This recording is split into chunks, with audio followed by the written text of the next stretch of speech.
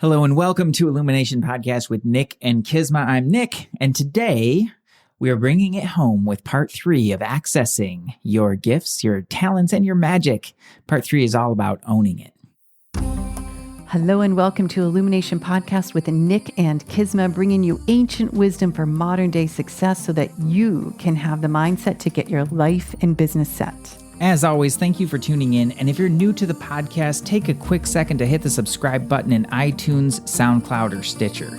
If you want to get the inside info for this and every episode, as well as some free gifts, go to illuminationacademy.net/podcasts. And now let's dive in to get your mindset for your life and business set.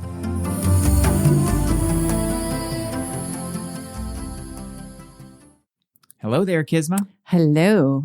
How are you doing?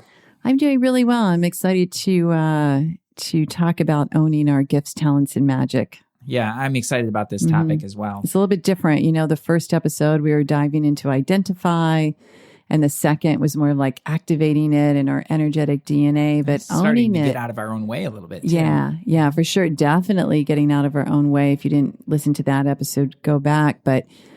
And today, owning, this is a cool thing because it's going to apply to so many different things in our lives. Yeah. Yes. You know, when so we much so. own things, we really adapt as humans to being the person we need to be. Yeah. And I think to bring it back to really, I think what is emerging as the important theme of this is that it's not just for you. Mm-hmm. You know, that it's nice. It feels amazing to do something that you're here to do, that you're really in love with, that lights you up in so many ways. But the bigger picture of that is bringing that energy into the world. Yeah.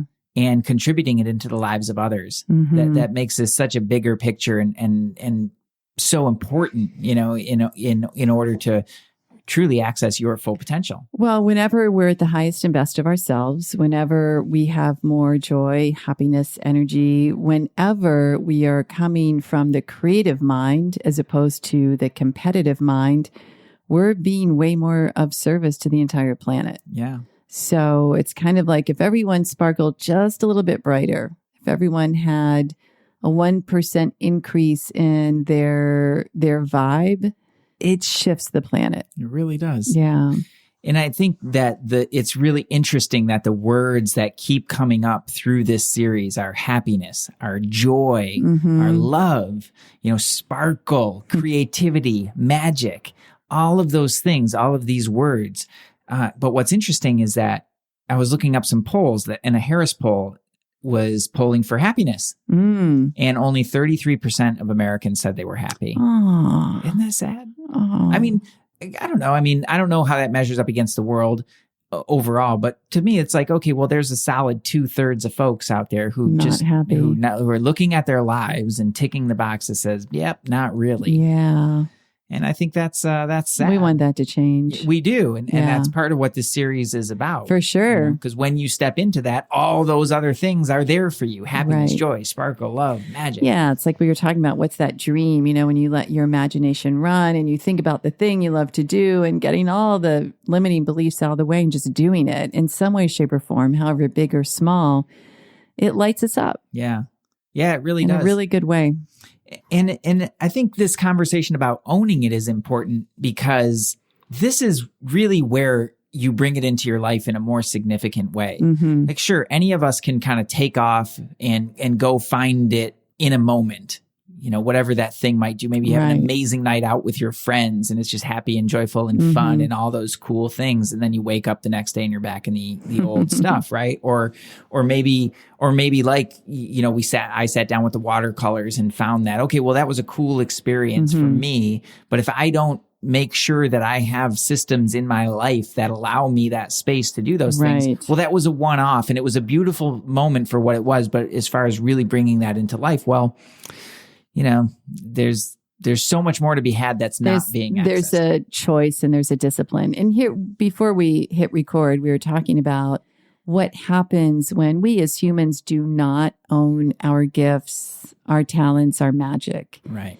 Not owning them, not incorporating them. This is where it gets a little bit deeper in this conversation, everyone.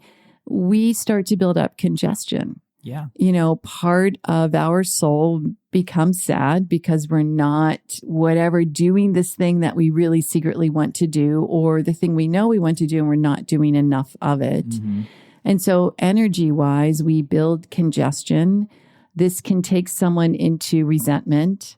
It can also very much be the reason why some people are like, life is happening to me. It's heavy. It's not working. Why can't anything work?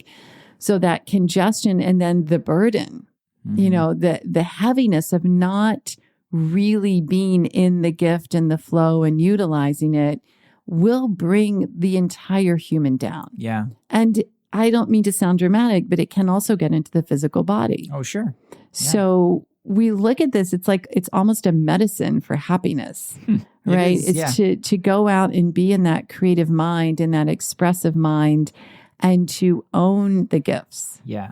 To make sure that you are being in them, taking action as much as you can. Yeah. I think about you in this actually, and in a little bit more of an esoteric sense. It's like Kisma's tapped in, for any of you who haven't figured that out yet.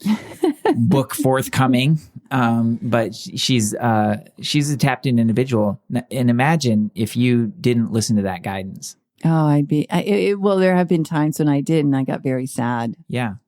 Or if there's times, we were talking before, you and I are lucky. We do for work what we love.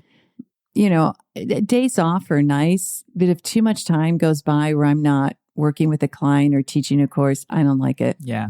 Like I'm not flowing with my gifts and my magic. It's really what I love to do. Yeah. Yeah. I don't know about you. It was the same for me as a musician, too much time away from my instrument. And I was like, I started to get really antsy. Yeah. I've seen that with so many musicians as well. Mm-hmm.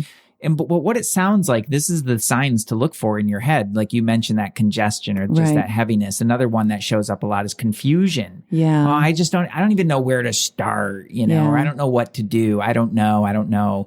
That's a really common one. It gets confusion and it gets chaotic in the head. And it's because there's of that congestion. Right. It's all of these things and all of this potential that's waking up in you and needing to be expressed into the world. And then you're like, oh, but I can't because, or but I won't because. And then it gets stuck within you and then it builds up. You just think about like a backed up drain.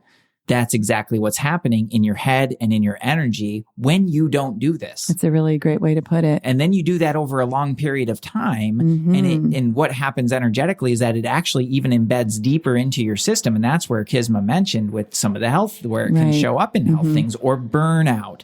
That's another one is like, what was it? Anxiety disorders. 18% of the US population diagnosed with an anxiety disorder of some sort. I bet the number's way higher for people who feel anxious. Oh, yeah. This is just a disorder. This is a clinical anxiety disorder that they've been diagnosed with, something trackable for them. But yeah, as far as anxiety beyond that, like think about anxiety in our world. I mean, it runs rampant. So being able to utilize the creativity, the self-expression, the magic breaks a lot of this energy. It kind of will allow, think about it this way, everyone. If you have a child in your life, whether it's your own child or someone else's, and that child is just so wanting to color, you're very likely not going to go to the child and say, no, you can't. Mm-hmm. And we all know what a child who can't color feels like. You get sad or upset or whatever. I'm not saying that we have to openly throw tantrums or be a child.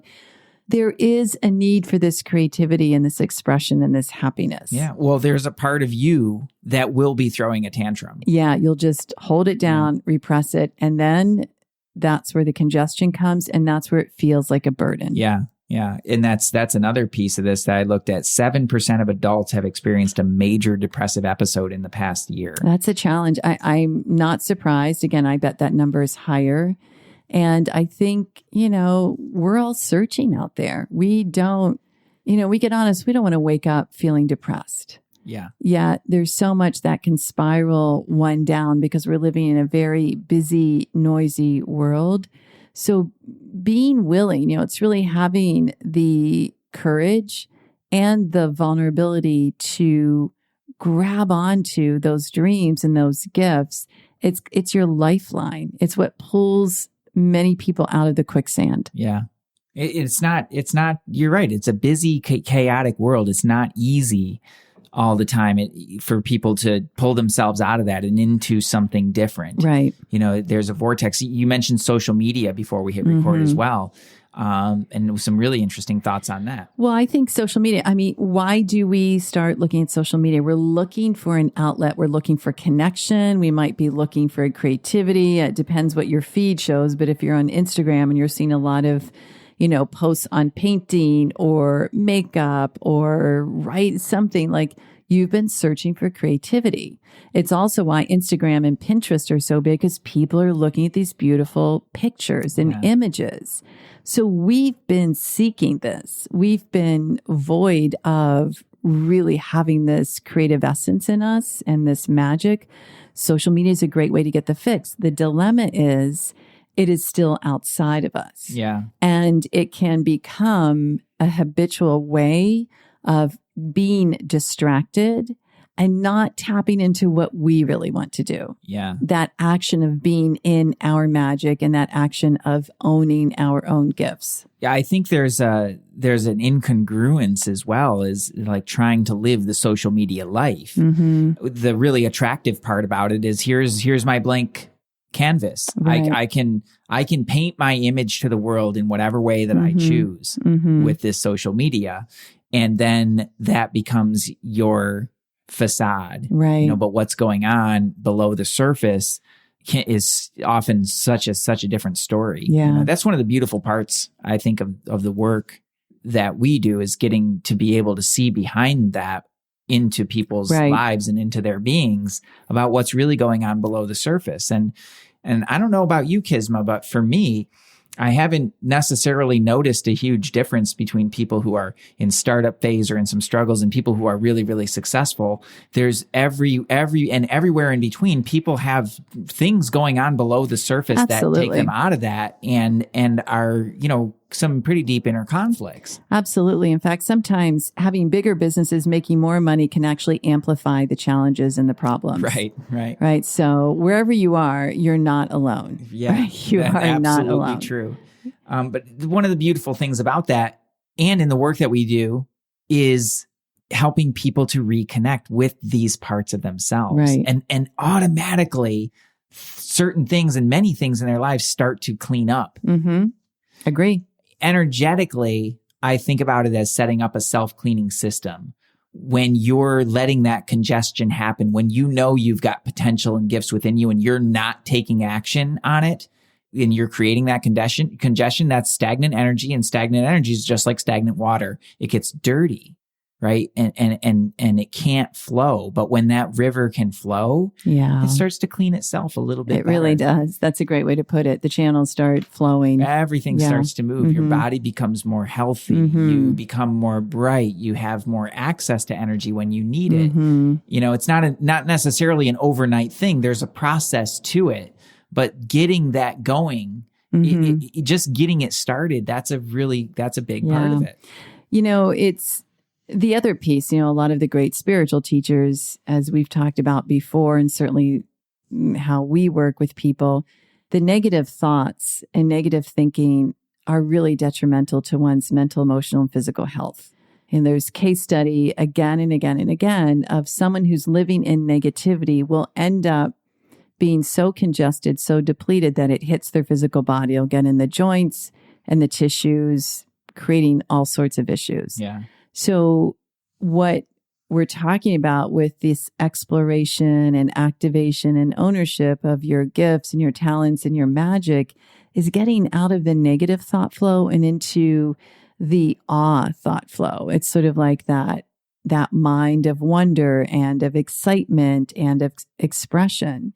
That in and of itself is going to break up a lot of things. And you'd be surprised, if you're having some sort of issue and you can't really figure it out, get out of the negativity, go find this magical gift, be expressive. And I guarantee you within a week, something's going to shift. And like we talked about in episode 2 about kind of stepping outside of yourself. I was kind of reflecting on that. And I go back to that episode we did on the mystic. Right. And what that represents to me is just, it's a something outside of the norm for me. It's a place that, it's a container that gives me permission to really explore something that's really special and true and important to me. And so I think about this as well as like, if you're having trouble getting out of that, it's this, that kind of a tool can be really helpful. It's like, imagine you're that little Kisma running around with the cape on, running around in the yard, or whatever your little avatar is for that.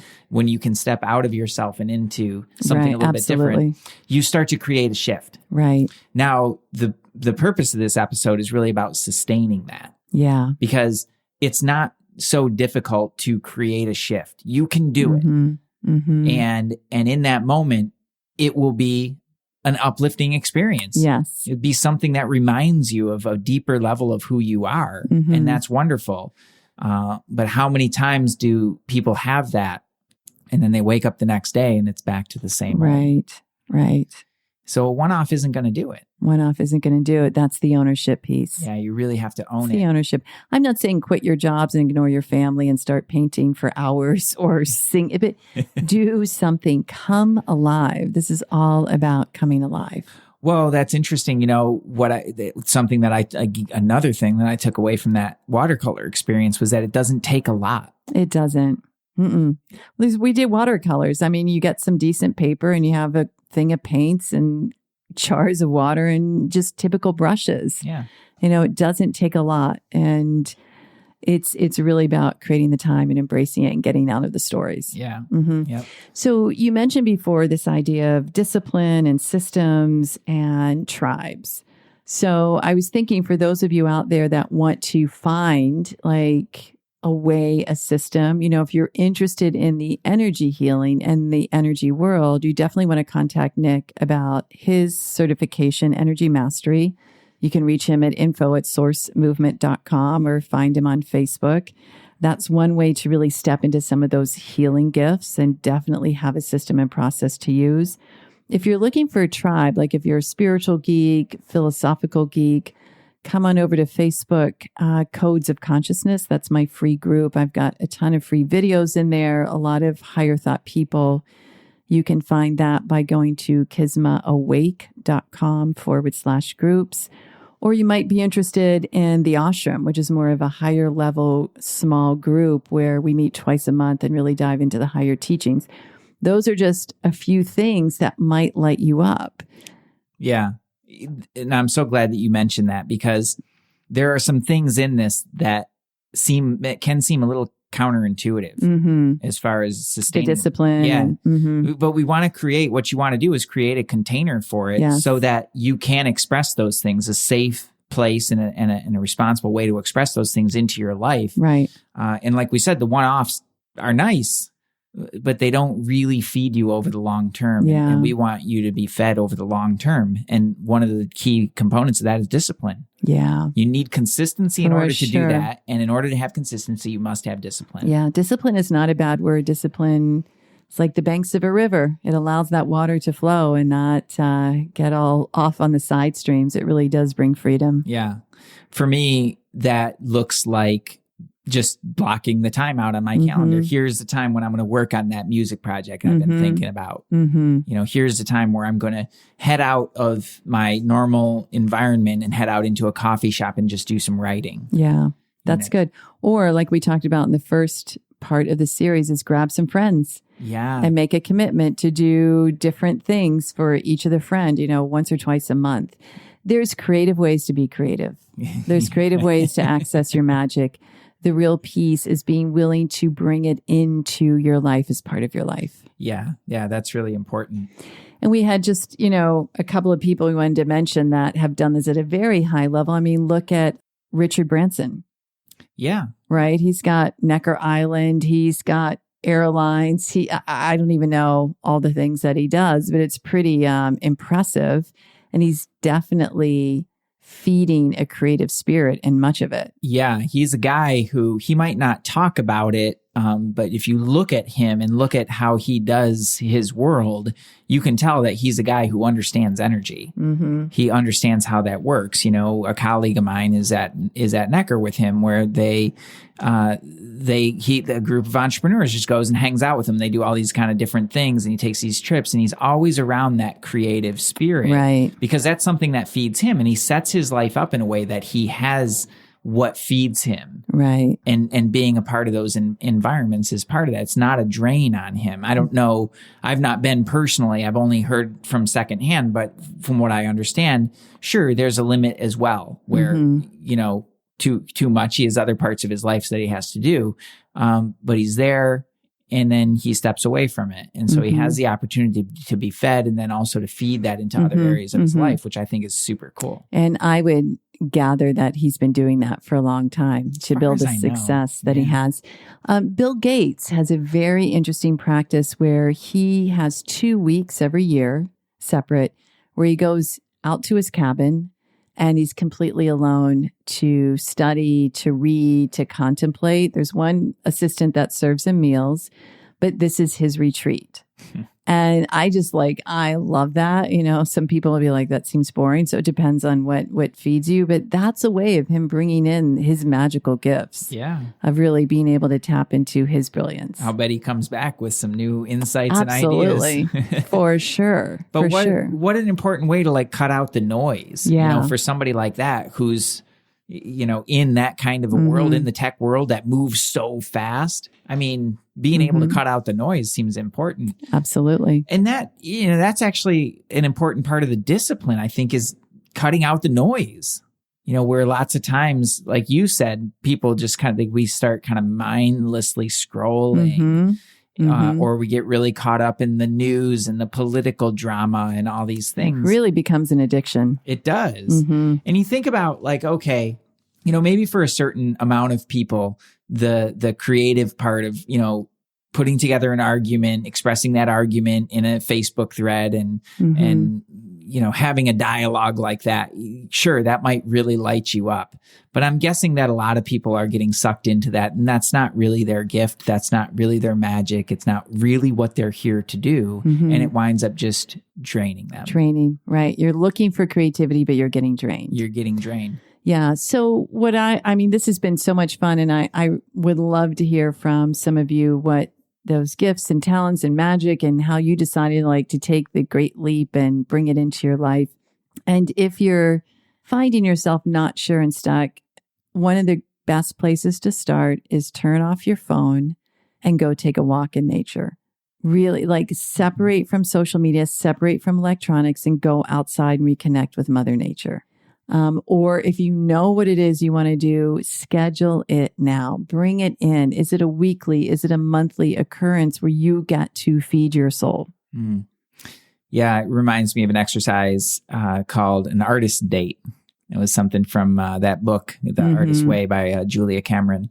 And one of the things she would have you do is you take yourself on a date. Yeah, cool. It's a cool idea. And what it reignited for me, one of the things that I remembered when I was doing this was years ago now, but was a trip to the DIA, the Detroit Institute of Arts, and just walking and wandering around. Every time I did that, and there was a certain part of me that felt a little guilty because I wanted to do it again. Like I wanted to repeat my artist date, like the same thing. And I felt like, oh, I'm supposed to do it different. But I was like, screw that. Like, I love being at the DIA. And every time I would go, I would find something new. And it just lit me up. Yeah. You know? I love that. Go on an artist date, go on a dance date, go on some kind of date with self or others, but just go do it. Yeah. Take yourself for a walk, get out in nature. Like you said, like that's such an amazing, it's such an amazing thing. Yeah. But really there's those three main things: is the discipline to actually set the time aside to do it and to follow through.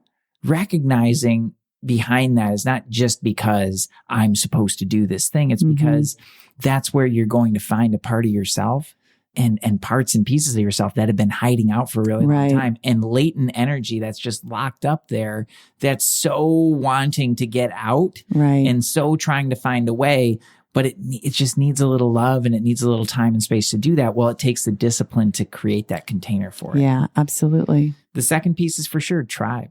Tribe. It's having people. Like Kisma said, it's having some friends that can, help to do that with you so you don't have to do it alone. It's having a community around you that is into a conversation like that. Like so many times, I don't know, like I mentioned, my family just maybe not really get what I do or understand this world that I live in. And that's okay. Like they don't need to understand that, but I'm not going to have those kinds of conversations with them. I need people around me that get it. Right. That's one of my favorite parts about being with you, Woo-hoo. and doing life with you is like we get to just geek out on these things all the time. And having people like that around you, that tribe becomes so important. It doesn't have to be huge. You don't have to have like hundreds of thousands of people around you. 3 or 4 people is so much more than enough. Absolutely. Agree. And then I think the third piece that becomes really important is having mentorship or having guidance of some sort in your life around that. Oh yeah. Kisma is leading Codes of Consciousness and the ashram, is where she guides that conversation and opens it up in a container that allows you to express in a way that's really unique to you and allows you to bring out those things from inside of you, all that cool, crazy, like wonder cosmic stuff that Kisma's so passionate about. Well, she helps you find that in your way. Yeah, for sure. And integrate it in your life in your way. I love it. It's all so good, everyone. And you got your own internal sparkle. So go bring it in, share it with your family, your friends, share it with us, info@sourcemovement.com.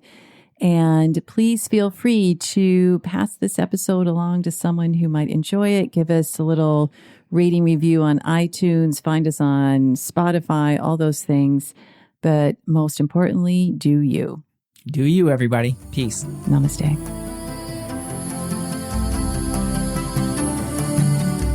Hey, thanks for jamming with us today. And if you enjoy Illumination Podcast, please go ahead and share it with someone you love. Give us a rating, review, download our podcast. And remember, you can find us at illuminationacademy.net/podcasts. Talk to you soon. Namaste.